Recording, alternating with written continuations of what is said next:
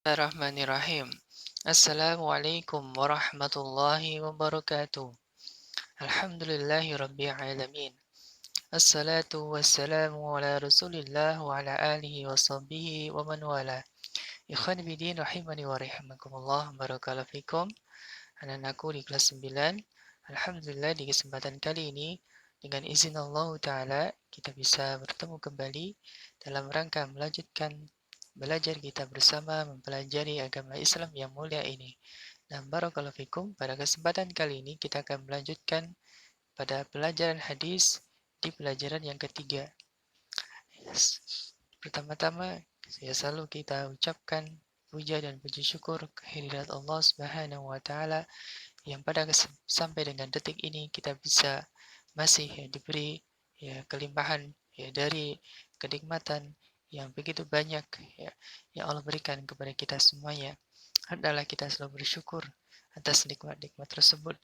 Ya, kita ucapkan dengan lisan kita mengucapkan alhamdulillah, kemudian hati kita meyakini bahwasanya semua nikmat datang dari Allah. Kemudian kita gunakan nikmat tersebut untuk taat kepada Allah Subhanahu wa taala. Dan yang kedua, salawat dan salam selalu tercurah kepada uswah teladan kita Nabi Agung Muhammad Sallallahu Alaihi Wasallam, dan juga salawat dan salam selalu kita aturkan kepada keluarga beliau, Ahlul Bait, dan juga kepada para sahabatnya dan juga para pengikutnya sampai dengan akhir zaman nanti. Nah, barakallahu fikum. Hadirin rahimani wa rahimakumullah. Kita lanjutkan di pelajaran yang ketiga. Pada pelajaran yang ketiga ini kita akan belajar bersama tentang bahaya kesombongan di dalam syariat. Nah, bahaya kesombongan di dalam syariat. Hadis pada pelajaran yang ketiga dari sahabat Abdullah bin Mas'ud radhiyallahu anhu, ani Nabi sallallahu alaihi wasallam qala la yadkhulul jannata man kana fi qalbihi misqalu dzarratin min kibrin. Qala rajulun inna rajula yuhibbu an yakuna thawbahu hasanan wa na'luhu hasanan. Qala inna allaha jamilun yuhibbul jamal. Al-kibru batrul haqqu wa humdun nas.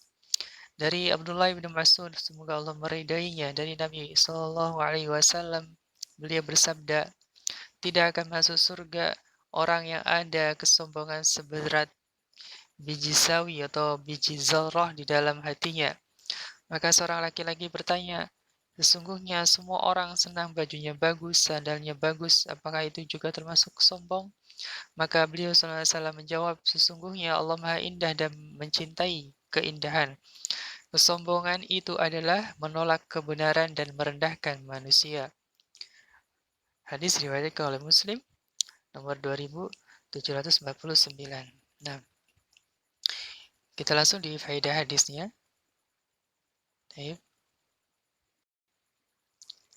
Nah, yang dimaksud dengan kesombongan atau hakikat kesombongan adalah menolak kebenaran. Ini yang pertama.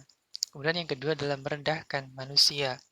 Nah, yang pertama adalah menolak kebenaran. Kebenaran yang datang baik itu dari Al-Quran maupun dari As-Sunnah. Jika sudah jelas apa yang datang dari Al-Quran dan Sunnah, maka kita tidak boleh menolaknya. Barang siapa yang menolaknya, maka dia telah berbuat kesombongan. Dan kesombongan yang menolak Al-Quran dan Sunnah, maka ini adalah kesombongan yang bisa mengeluarkan seseorang dari Islam. Nah, barakallahu fikum. Kemudian kesombongan yang kedua adalah merendahkan manusia, merasa dirinya lebih tinggi, kemudian merendahkan manusia yang lainnya. Kesombongan yang seperti ini tidak mengeluarkan seseorang dari Islam. Nah, barakallahu fikum. Baik, dari bentuk kesombongan itu mencakup 3. Kesombongan bisa dengan hati, kesombongan bisa dengan lisan, kesombongan juga bisa dengan perbuatan. Ini semua mencakup jenis-jenis kesombongan yang harus bisa kita jauhi. Baik kesombongan dengan hati, ini pun nanti juga bisa kesombongan dengan hati bisa mengeluarkan dari Islam, juga bisa sekedar hanya maksiat. Kesombongan yang dengan hati yang bisa mengeluarkan dari Islam adalah hatinya seperti hati orang-orang munafik. Hatinya itu membenci syariat Islam, walaupun dia sendiri melaksanakan syariat Islam. Maka kesombongan seperti ini adalah mengeluarkan dari keislaman. Nah, barakallahu fikum. Kemudian juga kesombongan dengan lisan, ya. Lisannya bisa dia dengan tegas-tegas menolak atau mengejek syariat Islam, maka kesombongan dengan lisan seperti ini bisa mengeluarkan dari Islam. Ya, kalau dia kesombongan dengan lisan berupa dia mengejek, menghina, maka ini adalah sebuah maksiat yang tidak mengeluarkan dari Islam. Nah, kemudian juga sama, kesombongan dengan perbuatan bisa mengeluarkan dari Islam juga hanya sekedar maksiat. Yang bisa mengeluarkan dari Islam dari bentuk kesombongan dengan perbuatan adalah misalnya dia berbuat ya eh, perbuatan ya melakukan suatu perbuatan yang dengannya ya termasuk dari jenis kesombongan yang dengan perbuatan tersebut ya mengakibatkan dia keluar dari Islam misalnya adalah dia sujud kepada selain Allah ya atau yang semisalnya melakukan perbuatan-perbuatan ya yang menghina Islam. Nah, maka ini bisa mengeluarkan dari Islam. Kemudian perbuatan ya yang termasuk kesombongan tetapi tidak mengeluarkan dari Islam ya misalnya adalah yang nanti kita akan bahas di hadis-hadis atau di faedah berikutnya. Ya, misalnya adalah kesombongan dalam berpakaian. Ya, misalnya menjulurkan pakaian di bawah mata kaki. Ini termasuk kesombongan, tetapi ini tidak sampai mengeluarkan dari Islam. Ini hanya bentuk dosa, nah, dosa besar, ya, karena diancam, nah, dengan ancaman. Kemudian dari bentuk kesombongan yang lainnya, ya, yang dengan perbuatan, misalnya di sini adalah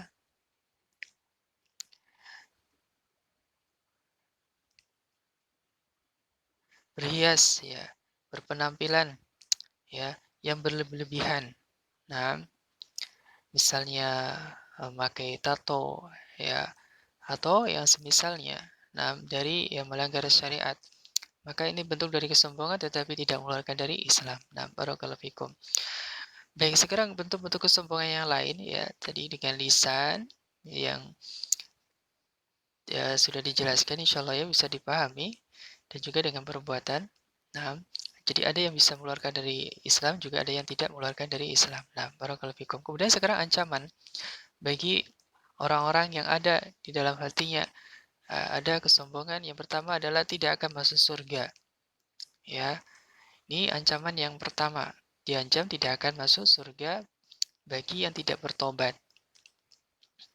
Yang di dalam hatinya ada sekecil dari kesombongan. Nah, kemudian ancaman yang kedua, ya, walaupun sangat banyak ancamannya, adalah pada hari kiamat akan digiring dan dikumpulkan seperti semut kecil di dalam bentuk manusia. Ya, kehinaan akan meliputi mereka dari berbagai sisi. Mereka akan digiring menuju sebuah penjara di dalam jahanam yang namanya bulas. Ya, api neraka yang sangat panas akan membakar mereka. Mereka akan diminumi nanah penduduk neraka, yaitu tinatul khobal atau lumpur kebinasaan.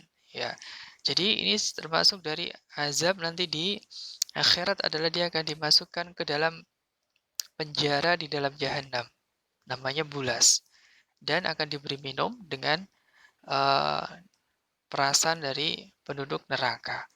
Nah, ini azab yang sangat-sangat pedih ya bagi pelaku kesombongan. Maka kita harus menjauhi dari sifat-sifat sombong, baik dengan hati, kesombongan dengan hati, kesombongan dengan lisan, ataupun kesombongan dengan perbuatan. Nah, barakallahu fikum. Baik, mudah-mudahan ini bisa dipahami. Kemudian selanjutnya, untuk perilaku keseharian, yang pertama adalah ya menjauhi perilaku sombong, baik kesombongan dalam hati, kesombongan dengan lisan dan perbuatan. Nah, kemudian yang ketiga, berusaha untuk bersikap tawadu. Lawannya dari kiber, al-kiber adalah tawadu, yaitu rendah hati. Ya, baik tawadu dengan hati, tawadu dengan lisannya, tawadu dengan perbuatannya. Tawadu di sini bermakna adalah dia selalu ya berada di atas syariat. Nah, dalam makna tawadu. Nah, bagaimana hatinya ya di atas syariat, bagaimana lisannya selalu berkata yang benar, tidak melanggar dari batasan syariat, perbuatannya juga tidak melanggar dari batasan-batasan syariat. Nah, barakallahu fikum. Kemudian segera kembali kepada kebenaran ketika terjatuh ke dalam kesalahan. Kita manusia tentunya tempat salah dan dosa ya. Nah, ketika kita berbuat kesalahan, ya mungkin kita berbuat uh, telah sombong, ya maka segera kita kembali ya untuk bertobat kembali kepada kebenaran. Nah, itu saja dari perilaku keseharian dari faedah-faedah hadis pada pelajaran yang ketiga ini. Barakallahu fikum.